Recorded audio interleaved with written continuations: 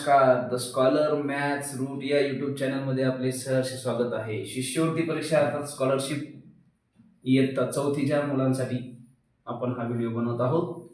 या अगोदर आपण पदावलीबद्दल बरीच सखोल माहिती पाहिली, पदावलीची समानता असमानता, पदावली सोडवण्याचा क्रम पाहिला.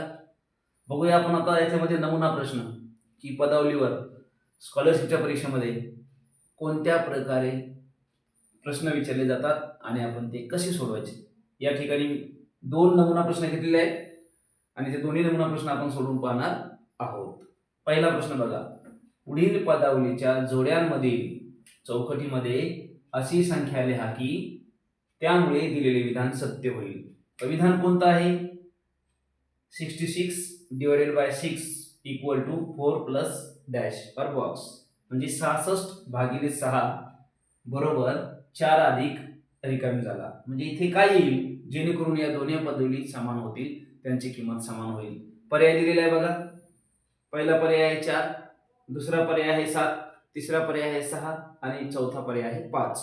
आता पहिले हे उत्तर काढावं लागेल आपल्याला. 66 भागिले 6 ते होईल 6 1 6 6 1 6 म्हणजे 11 उत्तर येईल. मग 4 आणि कुणाची बेरीज करावी पर्यायामधून जेणेकरून ते उत्तर 11 येईल. तर आपण पहिला पर्याय घेतला 4 अधिक 4 8 होईल. दुसरा पर्याय घेतला 4 अधिक 7 11 येईल. मग आपल्याला काय करावं लागेल?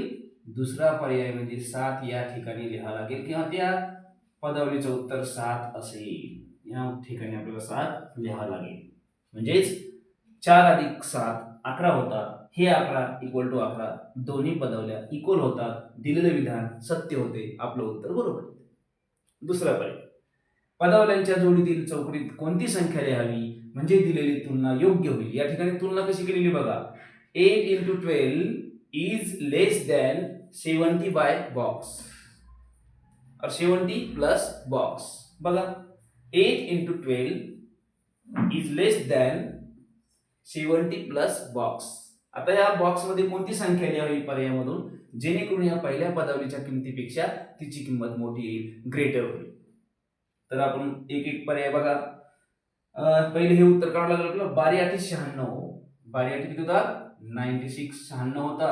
मग 96 पेक्षा मोठी संख्या या ठिकाणी आली पाहिजे. 70 प्लस या ठिकाणी कोणता नंबर ठेवावा या पर्यायामधून जेणेकरून ते 96 पेक्षा मोठी संख्या होईल. जर आपण 26 ठेवले तर 17 अधिक 26 ते 96 होतात, म्हणजे इक्वल होईल.